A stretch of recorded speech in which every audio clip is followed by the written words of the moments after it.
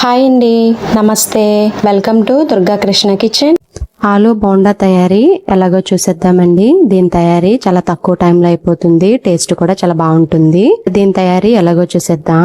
ఇక్కడ 2 కప్స్ వరకు శనగపిండి తీసుకున్నానండి. దానిలోకి చాలా లైట్ గా బేకింగ్ సోడాను యాడ్ చేసుకోవాలి.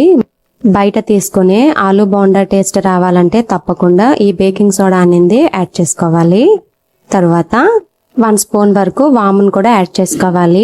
శనగపిండితో వాము తీసుకోవడం వల్ల మనకి అరుగుదల అనేది బాగుంటుందండి. తర్వాత 1/2 టీ స్పూన్ వరకు కారం, టేస్ట్ కి తగ్గట్టుగా సాల్ట్, అలానే 2 స్పూన్స్ వరకు బియ్యం పిండిని వేసుకోవాలి. పిండి మొత్తం ఒకసారి వాటర్ యాడ్ చేయకుండా బాగా కలిపేసుకోవాలండి. తర్వాత లైట్ గా వాటర్ యాడ్ చేసుకుని ఉండలు ఫామ్ అవ్వకుండా పిండి అనేది గట్టిగా కలుపుకుంటే మనకు ఈజీగా అవుతుందండి పిండి కలుపుకునేటప్పుడు. అదే స్టార్టింగ్ మీరు ఎక్కువ వాటర్ యాడ్ చేసేస్తే ఉండలు అనేది ఫామ్ అయిపోతుంది, మళ్ళీ పిండి కలపడం అనేది కష్టంగా ఉంటుంది. ఇలా ఎప్పుడన్నా బజ్జీల పిండి కలుపుకునేటప్పుడు ముందు గట్టిగా కలుపుకుని తర్వాత లూజ్ గా కలుపుకుంటే బాగుంటుంది. చూసారు కదా, కన్సిస్టెన్సీ అనేది మనకు ఇలా దోశల పిండి టైప్ లో ఉండాలి. ఇలా ఉంటే బజ్జీలకి పర్ఫెక్ట్ అండి. తర్వాత ఉడికించి పెట్టుకున్న 4 బంగాళదుంపలు, అలానే 1/2 కప్పు వరకు ఉల్లిపాయ ముక్కలు, చిన్నగా తరిగిన 1 స్పూన్ వరకు అల్లం ముక్కలు, అలానే చిన్నగా తరిగిన పచ్చిమిర్చి 3 స్పూన్స్ వరకు, చిన్నగా తరిగిన కొంచెం కరివేపాకును కూడా తీసుకుని పక్కన పెట్టుకోవాలి. ప్యాన్ పెట్టి హీట్ అయిన తర్వాత ఆయిల్ యాడ్ చేసుకుని దానిలోకి 1 స్పూన్ వరకు జీలకర్ర, అలానే 1/2 టీ స్పూన్ వరకు ఆవాలు యాడ్ చేసుకుని అవి బాగా చిటపట అన్న తర్వాత పచ్చిమిర్చి ముక్కలను కూడా యాడ్ చేసుకోవాలి. అది లైట్ గా ఫ్రై అయిన తర్వాత అల్లం, అలానే కొంచెం కరివేపాకును కూడా యాడ్ చేసుకుని దానితో పాటే కట్ చేసి పెట్టుకున్న ఉల్లిపాయ ముక్కలను కూడా యాడ్ చేసుకోవాలి.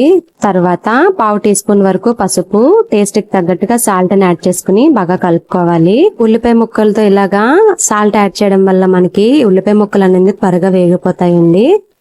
ఉల్లిపాయ ముక్కలు బాగా వేగిన తర్వాత 1 స్పూన్ వరకు కారం యాడ్ చేసుకుని కారం పచ్చివాసన పోయేంత వరకు ఫ్రై అయిన తర్వాత దానిలోకి కొత్తిమీరను కూడా యాడ్ చేసుకుని బాగా కలుపుకొని స్టవ్ ఆఫ్ చేసుకోవాలండి. తర్వాత దీనిలోకి ఉడికించి పెట్టుకున్న బంగాళదుంపను కూడా వేసుకుని బాగా కలుపుకోవాలి.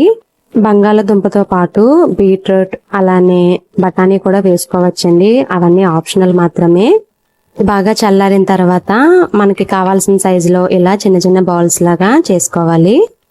బజ్జీల పిండిలో ఇలా మనం బాల్ వేసినప్పుడు ఆ బాల్ అనేది ములగకుండా ఉంటే పిండి అనేది కరెక్ట్ గా కలిపినట్టండి మనం. తర్వాత ఇలా పిండితో ఫుల్ గా కవర్ చేసుకుని బోండాలను వేసుకోవాలి. చాలా జాగ్రత్తగా వేయాలండి. బోండాలు వేసేటప్పుడు ఆయిల్ అనేది హైగా ఉండాలండి. తర్వాత మీడియం టు హైకి చేంజ్ చేసుకుంటూ బోండాలను ఫ్రై చేసుకోవాలి. ఒకవైపు వేగిన తర్వాత రెండో వైపుకి జాగ్రత్తగా టర్న్ చేసుకోవాలి.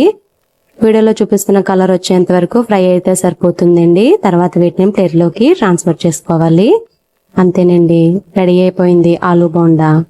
క్లైమేట్ చల్లగా ఉన్నప్పుడు ఇలా అప్పటికప్పుడు ఇంట్లో ఈజీగా ఆలు బోండా అనేది తయారు చేసుకోవచ్చండి. మీరు తప్పకుండా ట్రై చేయండి. ఈ బోండా అనేది టొమాటో కెచప్ తో అయినా కొబ్బరి చట్నీతో అయినా తింటే టేస్ట్ ఇంకా అదిరిపోతుంది. ఈ వీడియో మీకు నచ్చినట్లయితే ప్లీజ్ లైక్ చేయండి, షేర్ చేయండి, కామెంట్ చేయండి.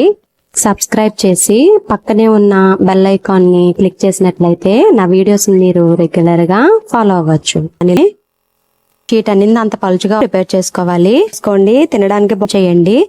కొత్తగా ఛానల్ ని వ్యూ చేసే వాళ్ళు సబ్స్క్రైబ్ చేసి పక్కనే ఉన్న బెల్ ఐకాన్ ని గనక క్లిక్ చేసినట్లయితే నా వీడియోస్ మీరు రెగ్యులర్ గా ఫాలో అవ్వచ్చు.